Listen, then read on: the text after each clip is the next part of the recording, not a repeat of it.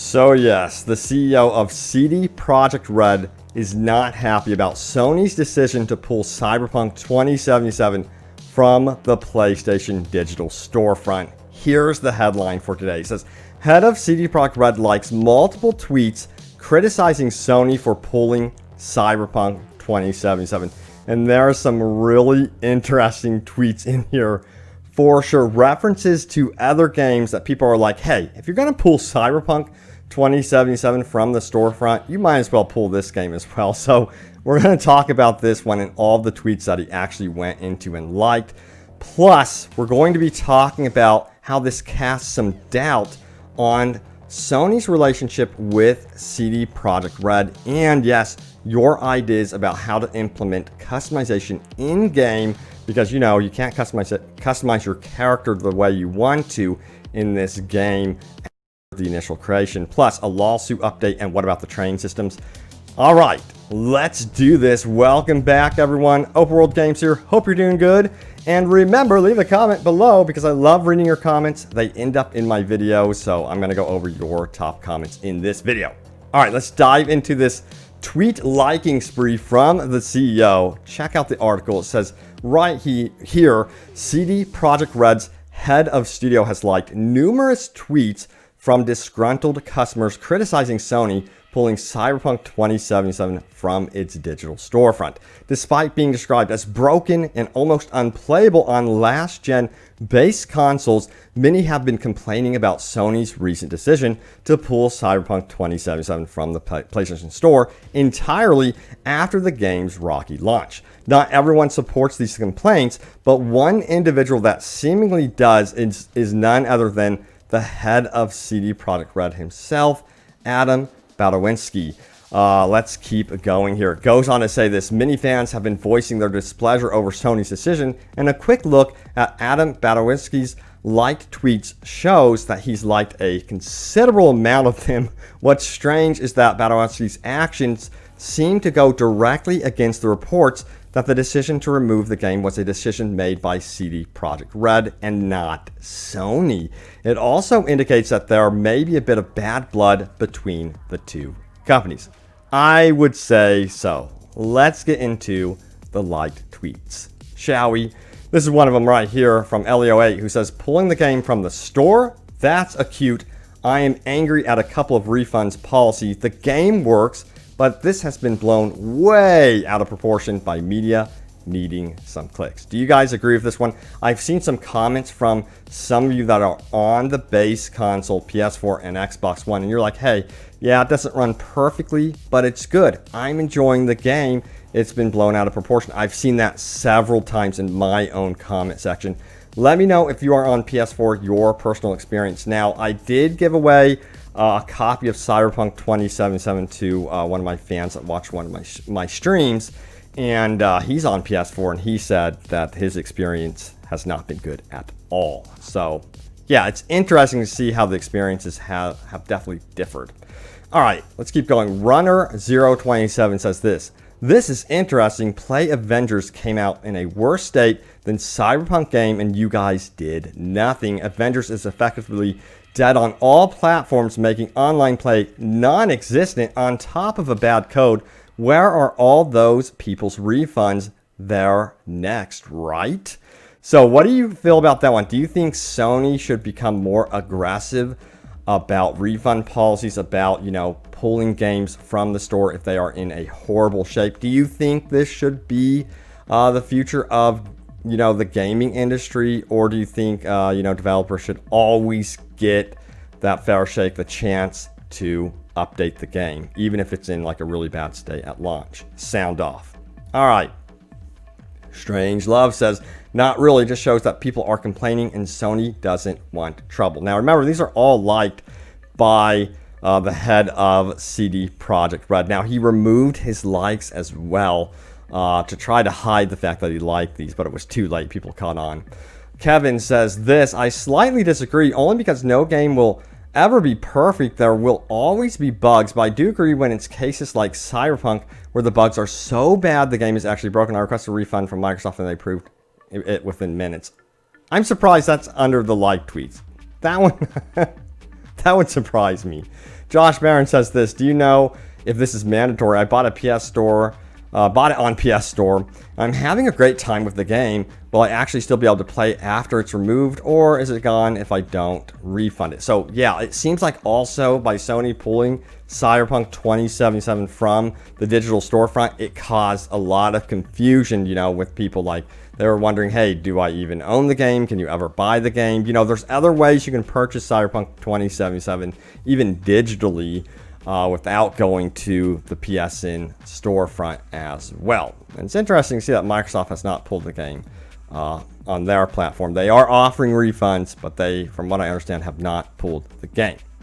All right, now the article goes on to say the following. This is some interesting stuff. It says here, these tweets being liked by someone with such high authority at CD Projekt Red cast doubts over how amicable the talks between Sony and CD Projekt Red actually were. From the outside, the decision seems to be mutual, although it's anyone's guess as to how things went down behind the scenes. These light tweets from Badowski at least suggest that the talks weren't just a friendly chat. Yeah, I can't imagine they were. Furthermore, it says, as Mike Rose from No More Robots points out on Twitter, what's likely to have happened is that CD Projekt Red offered refunds to customers that Sony wasn't prepared to give out. That's what I think. Now, it says this. In retaliation, Sony has told CD Projekt Red that it will need to delist Cyberpunk 2077 from its store in order for people to receive refunds. And due to the sheer volume of refund requests, CD Projekt Red will have begrudgingly agreed. This is all just conjecture, but what's clear is that there's trouble in paradise between CD Projekt Red and Sony. Let me tell you one thing. Sony's not a company you want to have a bad relationship with at all. And you know, they stepped on some toes big time with that tweet suggesting that, hey, you could just get a refund without first approaching Sony. Because I imagine their support, Sony support, was just hit hard with refund requests immediately after that tweet. And Sony was like, what is going on? Like, our support was not set up to handle this amount of requests. Hey, you know what? We're going to pull your game. That's, you know, that makes sense to me, at least. Let me know your take on this, guys.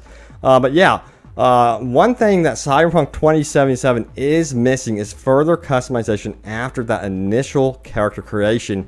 And this was discussed recently on the community Reddit. Check it out. It says, CD Projekt Red, please let us have the character creation accessible through the mirror in V's apartment. A lot of you guys want to see this. Here's the thread here.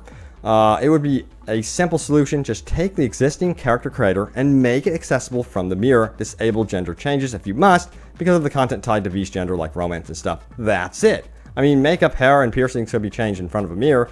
Eyes could be justified with contacts too. And in Cyberpunk 2077, even breast size changes wouldn't be that far-fetched, I guess.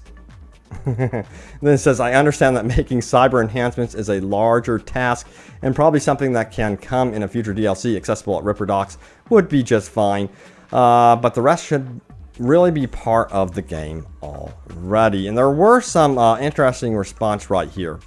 Blades Akumbo says, changing your appearance via surgery is actually deep in the Cyberpunk lore. That's why you have people that are posers, like the bum Johnny Silverhand you see. Having vendors to change your V's appearance should be a thing. So a lot of people want to see it, you know, appearance changes done through vendors and like plastic surgeons. I personally thought this was going to be in the game. I thought there was going to be like hairstylists, all that stuff in the game set up, considering how long it was in development for. Now, another thing that has been missing, and it's a missing feature that we all know about, is the train system.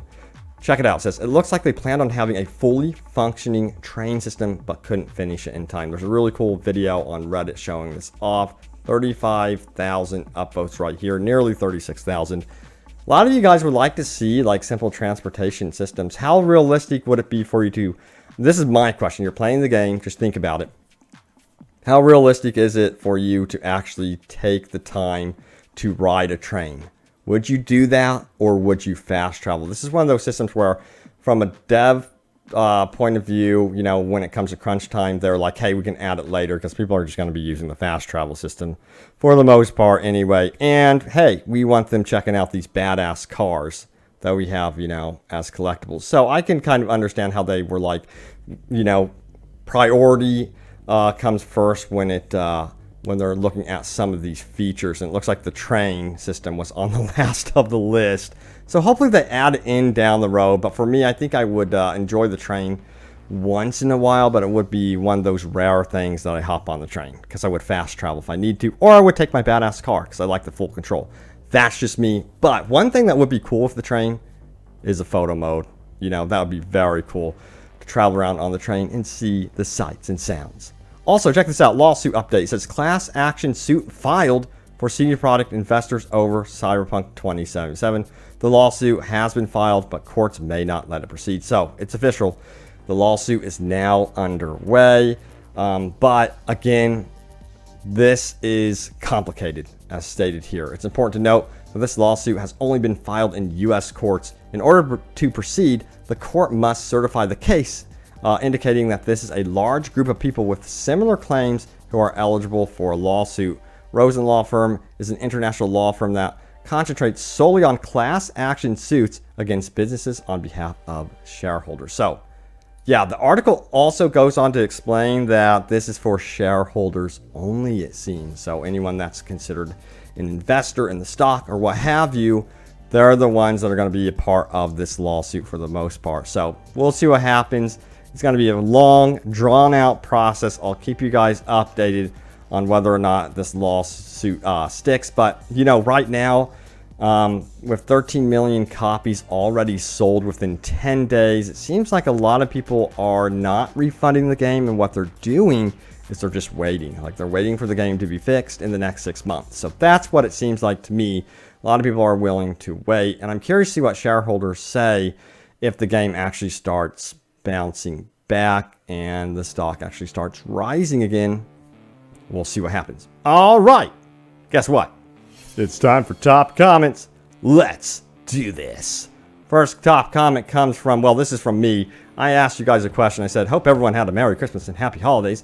What DLC would you love to see from Cyberpunk 2077 in 2021? Now we got the most upvoted comment right here from Minotaur22, who says a DLC where you can buy multiple houses, customize them, a place where you can customize your car too. A lot of people want to see this. Of course, this is famous in GTA 5. All this stuff was in that game. And it's been in many other games as well. But yeah, it's a simple request. Hopefully it ends up in the game. There's been indications that this will be happening in the future. All right, Schnick says, yeah, journalists are doing what journalists do. They starve for clicks. And this is a response to that piece, comparing Cyberpunk 2077, any type of consideration for Game of the Year award for this game to like Hitler being on Time magazine. It was a ridiculous comparison to even reference Hitler whatsoever when talking about Cyberpunk 2077, and it was definitely like a clickbait piece for sure. A lot of you guys agreed on that one. John says this plot twist: the person who wrote the article is a Nazi and loved Hitler. Oh my god. Dun dun dun. That's like the ultimate plot twist right there. My god. Calcifer Gaming says, how ironic that the article itself is exactly what is wrong with game journalism. I know, right? The article was so bad that other journalists wrote about this article and we're stating the same thing as you. Now, moving on, we have Tin Can Gamer who says, mark my words, this game will be Game of the Year in most circles in 2021. That's the thing, yeah. After the game is fixed and good to go, I totally agree that this will be Game of the Year material. And they may re-release it with the DLC and stuff like that as like a definitive edition. And that, of course, will be the one to look at as the Game of the Year. I really think that. The Amazing Bacon says, I think it hits even harder considering CD Projekt Red is, a Polish company. Comparing a company from arguably one of the worst hit countries during the Holocaust to the man responsible for that dark period in their history. Pathetic.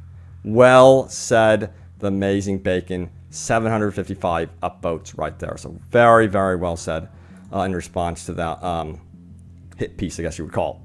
Nampla Angry Joer says, devs are not really to blame anyways. It's the head of the office and the suits. Yeah, so at the end of the day, it's going to be up to the the board, of course, deciding on what path to take with the release schedule for this game, you know.